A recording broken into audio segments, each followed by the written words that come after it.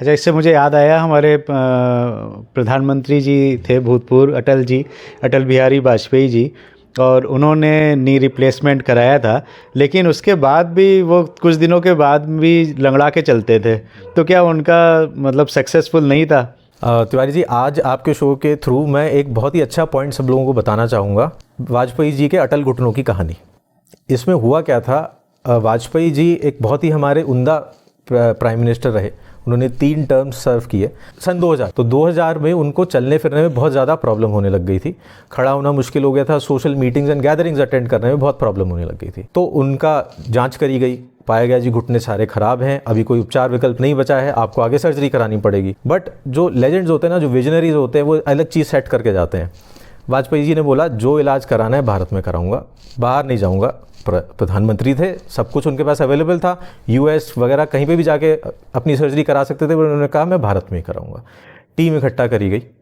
उनकी जो विजन थी कि मैं इंडिया में ही सर्जरी कराऊंगा, एक बहुत उम्दा कवि भी थे, उनकी आपको कविता याद होगी कि हार नहीं मानूंगा, काल के कपाल पर लिखता मिटाता हूँ, गीत नया गाता हूँ, गीत नया गाता हूँ जी। इसी दृढ़ इच्छा से उन्होंने बोला कि इलाज कराऊंगा तो भारत में कराऊंगा, बाहर नहीं कराऊंगा। एक टीम इकट्ठा करी गई, बाहर से सर्जन बुलाए गए, ब्रीच कैंडी अस्पताल में ऑपरेशन कराएगा।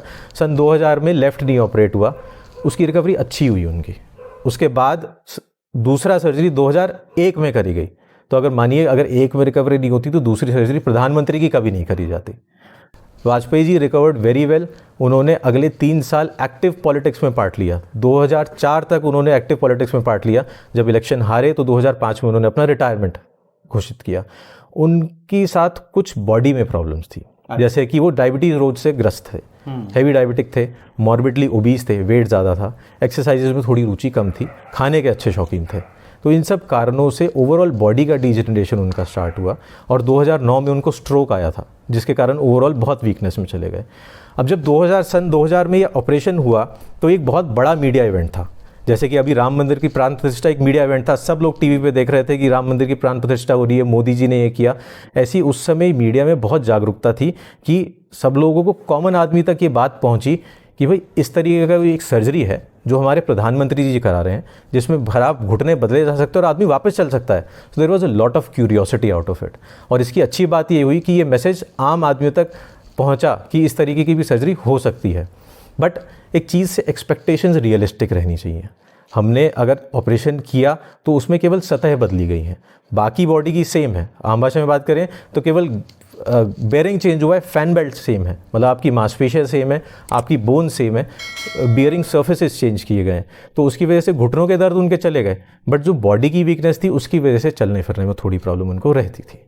अब अगर तब से और अभी की हम टेक्नोलॉजी में बात करें तो सन 2000 में आपको याद होगा वो नोकिया का ब्लू वाला फ़ोन लॉन्च हुआ था, 8580 उसका नंबर था। और तब से आज तक हमारे पास टेक्नोलॉजी में बहुत एडवांसमेंट्स आ गई है। हमारा फ़ोन तब वो था, हमारे टीवी तब इतने बड़े होते थे, आज की डेट में थिन एलईडी टीवीज़ हैं।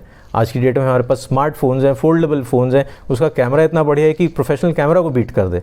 तो जो टेक्नोलॉजी में डेवलपमेंट पिछले 24 साल में हुआ है, उससे ये सर्जरी आज की डेट में भी एक मोस्ट सक्सेसफुल ऑपरेशंस में गिनी जाती है, जिससे कि हमारे पेशेंट्स की लाइफस्टाइल में इतना मॉडिफिकेशन आता है कि वो सारी चीज़ें कर पाते हैं जो पहले कभी नहीं कर पाते थे। मेरे कुछ पेशेंट्स का एग्जांपल अगर दूं तो वो ऐसे थे कि चलना फिरना मुश्किल था, लाइफस्टाइल रिस्ट्रिक्ट कर ली थी, बाहर आना जाना मुश्किल हो गया था। सर्जरी के बाद उन लेडीज़ ने गाड़ी चलाना सीखा, अपने बच्चों की शादी करी और चलने फिरने में सब कुछ किया। मैं इसकी वजह से लेडीज़ के बारे में एक और बात करना चाहूँगा। हमारी जो घर की गृहिणियाँ होती हैं ना, बड़ी कोमल होती हैं, वो अपनी इच्छाएं कभी व्यक्त नहीं करती हैं। उनको घुटनों में दर्द होता है तो वो अपनी लाइफस्टाइल रिस्ट्रिक्ट कर लेती हैं, बाहर आना जाना रिस्ट्रिक्ट कर लेती हैं। एक मन में सोच होता है कि घुटनों में दर्द है, चला तो जा नहीं रहा है, अगर बच्चे का बर्थडे फर्स्ट फ्लोर पे बाहर इन्होंने कर दिया तो मैं कैसे चढ़ूंगी। इसकी वजह से वो जाना मुश्किल कर देते हैं, जाना बंद कर देती है, अपने आप को रिस्ट्रिक्ट कर लेती हैं। एक ऐसी लेडी जिन्होंने सारी ज़िंदगी सबके लिए काम किए, बाहर आना जाना सब कुछ किया और लाइफस्टाइल को रिस्ट्रिक्ट कर लेते हैं। ये रियलाइज़ होता है जब मैं अपने पेशेंट से बात करता हूँ, वो वाकई में बोलते हैं कि हाँ डॉक्टर साहब, ये प्रॉब्लम हमारे साथ है।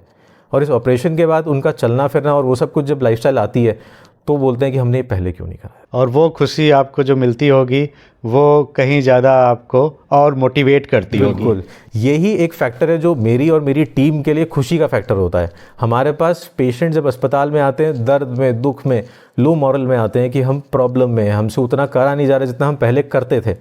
बट जब हम देखते हैं कि हमारे मरीज़ बाद में आ रहे हैं, खुश हो रहे हैं, हमें आशीष दे रहे हैं, हमें बोल रहे हैं कि डॉक्टर साहब आपने लाइफ चेंज कर दी हमारी, हम अब वो सब कुछ कर पा रहे हैं जो हम पहले नहीं कर पाते थे, उस समय जो खुशी मिलती है मेरे को और मेरी पूरी टीम को, वो एक मोटिवेशन फैक्टर है जिसकी वजह से हम 14 से 16 घंटे रोज़ाना काम कर पाते हैं।